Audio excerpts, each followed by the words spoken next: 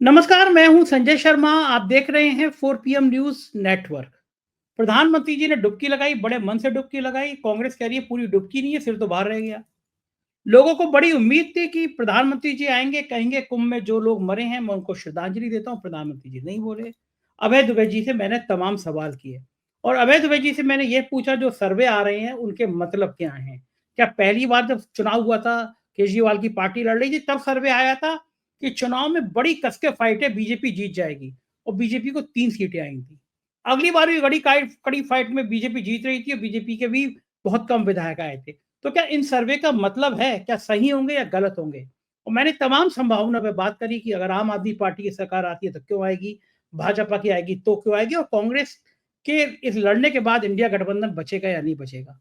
और शानदार बातचीत है, सुनिएगा। और एक रिक्वेस्ट और, जो कुंभ में लोग खो गए हैं, जो लापता हैं या जिनकी मौत हो गई है, हमने एक हेल्पलाइन शुरू करने की सोची है। इस डिस्क्रिप्शन में उनका नंबर है, हमारा नंबर है, हमारी मेल आईडी है। अगर कोई ऐसा आपका परिजन है जो नहीं मिल रहा, आप हमें बताइए, हम आपकी बात शासन तक पहुंचाएंगे। कोई विधिक जानकारी चाहिए होगी तो हमारे मित्र अधिवक्ता मोहम्मद हैदर जी हैं, वो आपकी मदद करेंगे। हम हर हालत में पीड़ित लोगों के साथ हैं, सरकार तक आपका पक्ष रखेंगे। चलते हैं अभय दुबे जी के पास। इस रिक्वेस्ट के संग चैनल को सब्सक्राइब करना और ज्वाइन करना ना भूलें। 4 PM न्यूज नेटवर्क में स्वागत है अभय दुबे जी आपका।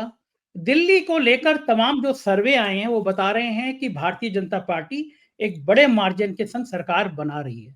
भारतीय जनता पार्टी के लिए ये खुशहाली का दौर होगा, लड्डू बांट रहे होंगे आज, क्योंकि बहुत समय के बाद, बहुत सालों के बाद उनको इंतजार था कि दिल्ली की हुकूमत मिले उनको।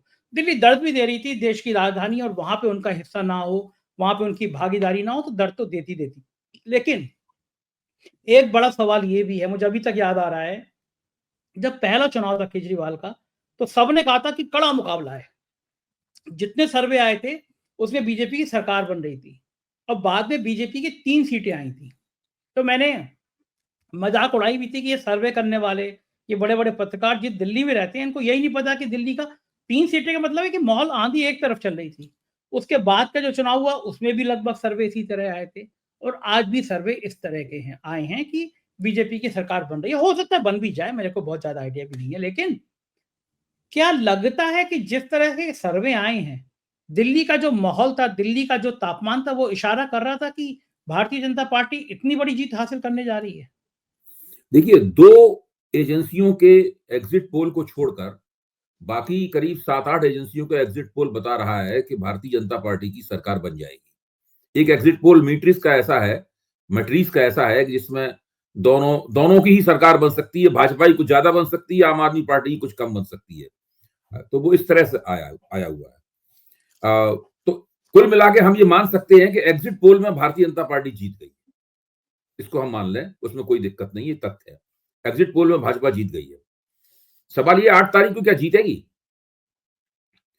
मेरा मानना यह है कि दिल्ली का चुनाव, ये मैं पिछले 1 हफ्ते से कह भी रहा हूं, 4 PM के मंच पर भी मैंने कहा है कि दिल्ली का चुनाव जैसे जैसे मतदान का दिन निकट आया, फंसता चला गया है। क्योंकि अब देखिए, इसमें और इधर उधर की बातें करने से कोई फायदा नहीं है। अभी 2 दिन बाद तो चुनाव नतीजे ही आ जाएंगे। फंसता चला गया है। स्थिति यह है कि ना भाजपा के लिए आसान है आम आदमी पार्टी को हराना, ना आम आदमी पार्टी के लिए आसान है तीसरी बार जबरदस्त रूप से चुनाव जीत जाना। बहुत मुश्किल है। भाजपा भी आम आदमी पार्टी को हराएगी तो मार्जिनल हराएगी। आम आदमी पार्टी भी अगर जीतेगी तो वो मार्जिनल जीतेगी, मतलब बहुत थोड़ी सीटों से। उसकी 36 से 40 के बीच में सीटें आ सकती हैं, और भाजपा भी अगर जीतेगी तो इसी तरीके से जीतेगी। अच्छा, अब इसके अंदर एक काला घोड़ा है। वो अंधेरे में किसी को दिखाई नहीं पड़ रहा है कि वो कितनी रफ्तार से दौड़ रहा है, और उसके दौड़ने से उसके खुरों से मिट्टी कितनी उछल रही है। वो है कांग्रेस। कांग्रेस के चुनाव प्रचार, शुरू में कांग्रेस का चुनाव प्रचार बहुत ढीला था। उसकी वजह ये थी कि राहुल गांधी में और जो राज्य के नेता थे, दिल्ली राज्य के कांग्रेस के नेता थे, उनके बीच में मतभेद थे। राहुल गांधी उनसे पूछ रहे थे कि आप अपनी रणनीति बताइए, आपके पास कितने कार्यकर्ता हैं बताइए, आपका इंतजाम क्या है बताइए। वो बता नहीं रहे थे। एक पदयात्रा का भी ऐलान कर दिया गया था, लेकिन राहुल गांधी ने उस पदयात्रा को होने नहीं दिया। वो पदयात्रा नहीं हो पाई। उसके बाद में फिर अजय माकन ने जब कहा कि वो एक प्रेस कॉन्फ्रेंस करके ये घोषित करेंगे, बताएंगे कि क्यों अरविंद केजरीवाल किस तरह देशद्रोही हैं, तो तब तक राहुल गांधी के पास इंडिया गठबंधन के बड़े बड़े नेताओं के फोन आ गए कि देखिए इस तरह की बातें ठीक नहीं है, आपको चुनाव लड़ना हो चुनाव लड़िए, लेकिन ये बात जो हो रही है ये ठीक नहीं है, भाषा शैली सही नहीं है, हम लोग एक ही गठबंधन के लोग हैं। तो राहुल गांधी ने उस प्रेस कॉन्फ्रेंस को रोकवा दिया। तो इन दोनों के बीच मतभेद के चलते कांग्रेस का चुनाव प्रचार बहुत ही ढीला था, उसकी उसकी कोई दिशा नहीं थी, बिल्कुल भटका हुआ था, बिल्कुल एकदम लड़खड़ाते हुए चल रहा था। लेकिन आखिरी दौर में राहुल गांधी, प्रियंका गांधी, सब लोग चुनाव में टूट पड़े और चुनाव प्रचार में तेजी आई और उन्होंने खूब रैलियां वगैरह की। तो आखिर में कांग्रेस ने जोर पकड़ा। इस जोर पकड़ने से माना यह जा रहा है कि कांग्रेस कुछ मुसलमान सीटों पर और कुछ दलित सीटों के ऊपर कुछ वोट काट सकती है। अच्छा, अगर कांग्रेस ने मुसलमान और दलित सीटों में वोट काटे तो सीधी आम आदमी पार्टी खाते से आएंगे। अगर कांग्रेस ने मुसलमान और दलित वोट नहीं काटे, कुछ और वोट काट लिए मान लीजिए, तो वो बीजेपी के खाते से आएंगे। तभी मैं कह रहा हूं कि वो ऐसा काला घोड़ा है जो दिखाई नहीं पड़ रहा है, ना उसकी रफ्तार आंकी जा सकती है। तो ये परिस्थिति है। काफी कुछ कांग्रेस के प्रदर्शन पर निर्भर है कि क्या होगा, कोई नहीं जानता। दूसरे कुछ ऐसे फैक्टर्स हैं इस चुनाव में जिनके बारे में आकलन लगाना आज की तारीख में बहुत मुश्किल है। ऐसा दिल्ली चुनाव में पहले कभी नहीं हुआ। किसी चुनाव में कोई वेतन आयोग नहीं घोषित हुआ, किसी चुनाव में केंद्रीय बजट से इतनी ज्यादा इनकम टैक्स की रियायत नहीं दी गई, किसी चुनाव में वोटर लिस्टों में हेरफेर नहीं हुआ, ये सब कुछ भी नहीं हुआ। तो इन चीजों का असर क्या होगा चुनाव चीजों में, किसी को नहीं पता है।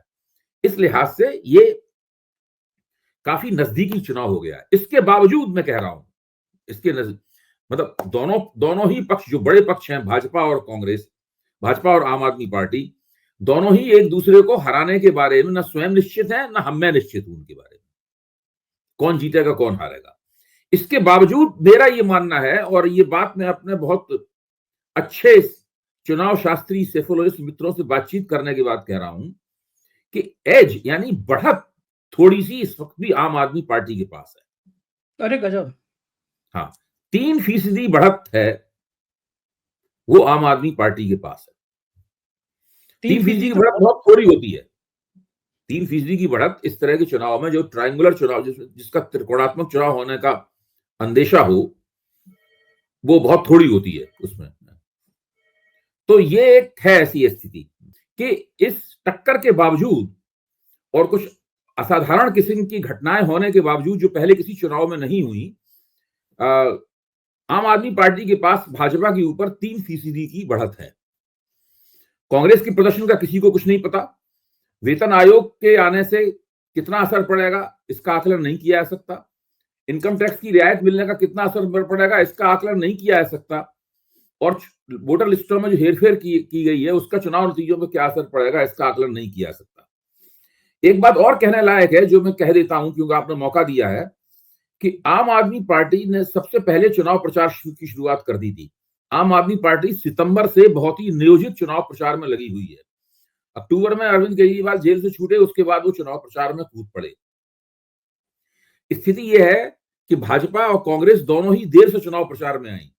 आम आदमी पार्टी चुनाव जीते हारे, उसके ऊपर ये इल्जाम नहीं लगाया जा सकता, ये आलोचना नहीं की जा सकती उसने कोशिश नहीं की चुनाव जीतने की। जैसे कि हरियाणा और महाराष्ट्र के बारे में कहा जाता है कांग्रेस का रवैया ढीला डाला था। आम आदमी पार्टी जितनी कोशिश हो सकती थी उतनी कोशिश उसने इस चुनाव में भारतीय जनता पार्टी के आक्रमण के बावजूद और एंटी इनकम्बेंसी 10 साल की एंटी इनकम्बेंसी का होने के बावजूद इस चुनाव में अच्छा प्रदर्शन करने की कोशिश की है। अब 8 तारीख को मालूम पड़ेगा कि वोटरों ने किधर मत दिया है। दूसरी कहने लायक बात यह है, इस बात में सबको यकीन है कि कमजोर वर्ग का यानी गरीब लोगों का वोट जो है आज भी मजबूती से आम आदमी पार्टी के साथ खड़ा हुआ है, और महिलाओं का वोट भी मजबूती से आम आदमी पार्टी के साथ खड़ा हुआ है। इन दो वोटों के दम पर ही वो अभी तक टिकी हुई है। ध्यान कीजिए 2020 में जितने दिल्ली में पोलिंग बूथ थे उसमें से आधे झुग्गी झोपड़ी वाले इलाकों में थे और वहां आम आदमी पार्टी को 95 से 97% वोट मिला था। वो उनकी उस जीत का रहस्य था। इस बार देखिए गरीब आदमी किसको वोट देता है और दिल्ली की औरतें किसको वोट देती है। ये बड़ी आपने नई एंगल दिया कि कांग्रेस एक काला घोड़ा है। अच्छा, मैं थोड़ी देर को सर्वे पे यकीन कर लेता हूँ। मान लीजिए जो सर्वे आ रहे हैं जो भारतीय जनता पार्टी को जीत दिला रहे हैं, और यही हकीकत में हो जाता है कि भारतीय जनता पार्टी जीत हासिल कर लेती है। तो आप क्या मानते हैं कि भारतीय जनता पार्टी ने ऐसे कौन-कौन से ट्रम्प के पत्ते चले थे, जिसकी वजह से उसको ये जीत हासिल हो गई? क्या-क्या चीज़ ऐसी थी उनके चुनाव में? देखिए, लोकसभा चुनाव में दिल्ली का जो मध्य वर्ग होता था, वो मोटे तौर पर भारतीय जनता पार्टी को वोट देता था। लेकिन विधानसभा चुनाव में उसका एक हिस्सा जो था, पूरा तो नहीं, लेकिन एक हिस्सा आम आदमी पार्टी के साथ आ जाता था।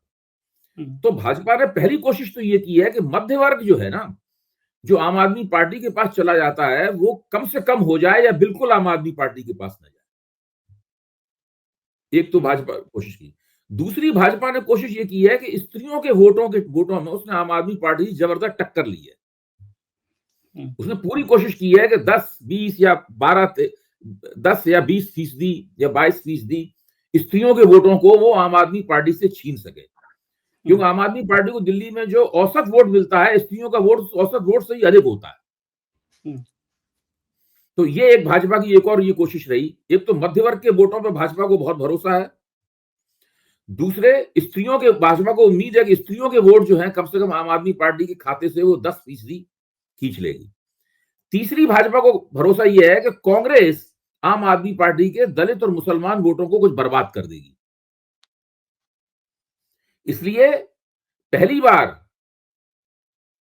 आमतौर पे ऐसा कोई चुनाव नहीं आता जिसमें भारतीय जनता पार्टी का सांप्रदायिकीकरण ना करती हो, मुसलमानों के खिलाफ घृणा फैलाने वाली बातें ना करती हो, और खासतौर से आखिरी दौर में जरूर करती है। पिछली बार शाहीन बाग के मसले को लेकर बहुत ही घृणास्पद प्रचार किया था भाजपा ने। इस बार आप देखिए, भाजपा ने इसमें यही देखते हुए रणनीतिक रूप से ही निर्णय किया कि हम मुसलमानों के खिलाफ नहीं बोलेंगे।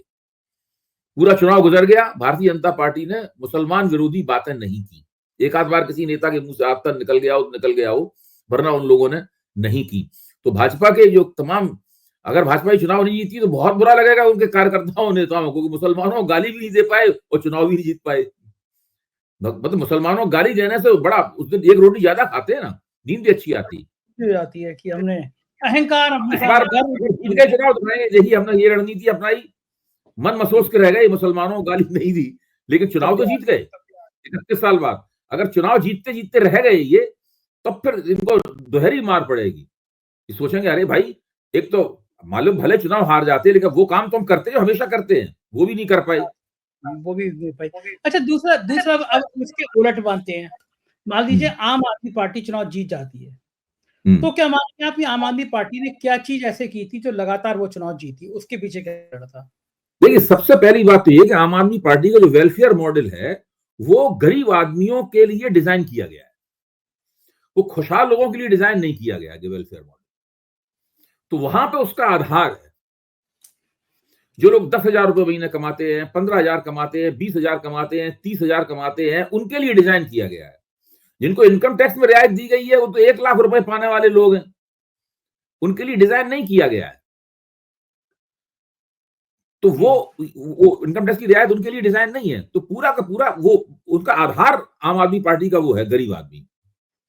और स्त्रियों को जो बसों में मुफ्त चलने की और रियायती दरों पर चलने की जो एक सुविधा दी गई है, वो सुविधा स्त्रियों को बहुत पसंद है। तो तरह तरह की सब्सिडीज का फायदा भी उठा रही है, और साथ में बस वाली रियायत है उसका उन्हें बहुत, उसकी वजह से आम आदमी पार्टी की बहुत, अरविंद केजरीवाल की बहुत मुरीद हो गई है। तो ये एक बहुत बड़ी बात है। अब इसमें जो नई जो रियायतें दी गई हैं, आप समझ लीजिए कि वो रियायतें तो सब पार्टियां सही दे रही हैं, पार्टियां कांग्रेस भी दे रही है, भाजपा भी दे रही है, आम आदमी पार्टी भी दे रही है। तो हम मान के चलिए कि रियायतों ने एक दूसरे को कैंसिल कर दिया है, इनका कोई विशेष प्रभाव नहीं पड़ेगा। लेकिन इससे पहले जो आम आदमी पार्टी रियायतें देती रही है, उन रियायतों की वजह से उसका जो जनाधार बना है, उसकी वजह से आम आदमी पार्टी आज टिकी हुई है और उसको पूरी तरीके से खत्म नहीं किया जा पाया। अब भाजपा, अब किस तरह की अफवाहें मीडिया में, किस तरह की अफवाहें चलाई जा रही हैं कि सौरभ भारद्वाज को भारतीय जनता पार्टी जिता रही है, ताकि सौरभ ग्रेटर कैलाश, ताकि सौरभ भारद्वाज आसानी से चुनाव जीत जाएं, और उसके बाद जब आम आदमी पार्टी चुनाव हार जाए तो उसको फिर, या अरविंद केजरीवाल चुनाव हार जाए तो उसको फिर ब्रेक कर दिया जाए। आम आदमी पार्टी में विघटन, सौरभ भारद्वाज नेतृत्व की प्रतियोगिता हो जाएगी और विघटन हो जाएगा आम आदमी पार्टी। इस प्रकार की मीडिया में खबरें चलाई, जिसका कोई आधार नहीं है खबरों का। दूसरी एक और बात है कि 4-5 नेताओं को हराने के लिए भाजपा ने बहुत जोर लगाया है। अरविंद केजरीवाल को हराने के लिए, आतिशी को हराने के लिए और सत्येंद्र जैन को हराने के लिए, मनीष सिसोदिया को हराने के लिए बहुत जोर लगाया है। इनके खिलाफ भारी भरकम उम्मीदवार भी खड़े किए गए हैं। जैसे विधुड़ी को खड़ा किया गया है आतिशी के खिलाफ, प्रवेश वर्मा को खड़ा किया गया है अरविंद के खिलाफ। तो इसमें क्या होता है कि इन लोगों ने भाई ये कोई प्रवेश वर्मा नई दिल्ली निर्वाचन क्षेत्र में कभी उन्होंने काम नहीं किया, न विधुड़ी ने वहां किया कालकाजी में काम। तो जिन इलाकों में के नेता रहे हैं, ये एमपी तो रहे ही हैं लोग दोनों, तो उन इलाकों से अपने तमाम कार्यकर्ताओं को लाकर उन्होंने इस विधानसभा चुनाव में उतार दिया। इससे क्या हुआ कि जो आसपास की 15-20 जो निर्वाचन क्षेत्र थे, उनमें भाजपा के कार्यकर्ताओं की कमी हो गई। मुझे लगता है कि आम आदमी पार्टी ने इसका कई फायदा उठाया है। ये बिल्कुल वैसी ही घटना हो रही है जैसे कि पश्चिम बंगाल में ममता बनर्जी को हराने के लिए भाजपा ने एड़ी चोटी का जोर लगा दिया नंदीग्राम से, और हरा भी दिया भाजपा ने ममता बनर्जी। एमएलए का चुनाव तो हार गई थी ममता बनर्जी, लेकिन उन्होंने विधानसभा का चुनाव इतना जबरदस्त जीता, इसकी कोई भाजपा कल्पना भी नहीं कर पाई थी। तो ये भी हो सकता है कि बड़े नेताओं को हराने के चक्कर में भाजपा फंस जाए और चुनाव मैदान जो है आम आदमी पार्टी जीत ले जाए। हो सकता है उसमें कोई एक आध बड़ा नेता हार जाए, लेकिन मैदान आम आदमी पार्टी जीत ले जाए। अच्छा, मान लीजिए कि अरविंद केजरीवाल चुनाव हार जाते हैं और आम आदमी पार्टी की सरकार बन जाती है, फिर क्या होगा? कुछ नहीं, तो आतिशी अभी मुख्यमंत्री है। मेरा तो मानना यह है कि आतिशी ही मुख्यमंत्री बनी रहेंगे, मतलब मेरी अपनी आकलन है मेरा। आतिशी ने मुख्यमंत्री पद पे अच्छा काम किया है। अगर केजरीवाल को मान लीजिए चुनाव में लड़खड़ा जाते हैं या कोई दिक्कत हो जाती है केजरीवाल को, तो आतिशी ही मुख्यमंत्री रहेंगी, आम आदमी पार्टी की सरकार चलेगी, और वो जिसे अंग्रेजी में कहते हैं ब्लेसिंग इन डिस्गाइज। मेरा मानना है कि आम आदमी पार्टी के लिए ये एक तरह का वरदान भी होगा, ये शाप की आड़ में एक तरह का वरदान भी होगा, और वो अरविंद केजरीवाल तो ज्यादा अच्छी तरीके से दिल्ली की राजनीति करेंगे और राष्ट्रीय राजनीति करेंगे। वो आखिरकार आम आदमी पार्टी के राष्ट्रीय संयोजक हैं, मतलब मैं ऐसा मानता हूं। मतलब आपके दावे हैं कि केजरीवाल राष्ट्रीय परिदृश्य पे इंडिया गठबंधन, हाँ, वो ज्यादा काम कर पाएंगे क्योंकि दिल्ली की सरकार तो आतिशी चलाएंगी। अच्छा, कांग्रेस ने जो स्ट्रेटेजी अपनाई अलग लड़ने की, चुनाव लड़ने की, ये कांग्रेस को फायदा पहुंचा या नुकसान पहुंचा? दो संभावनाएं, कांग्रेस कोई सीट ना जीते या कांग्रेस 4-5 सीटें जीते। तो क्या लगता है? कांग्रेस के लिए सीट जीतना बहुत मुश्किल काम है। अच्छा, मुझे बहुत ताज्जुब होगा कांग्रेस अगर एक सीट भी जीतेगी तो। ठीक है। हाँ, कांग्रेस के लिए कांग्रेस के चुनाव का महत्व इस बात में है कि उसने कितने वोट प्राप्त किए और वो वोट कहां से आए।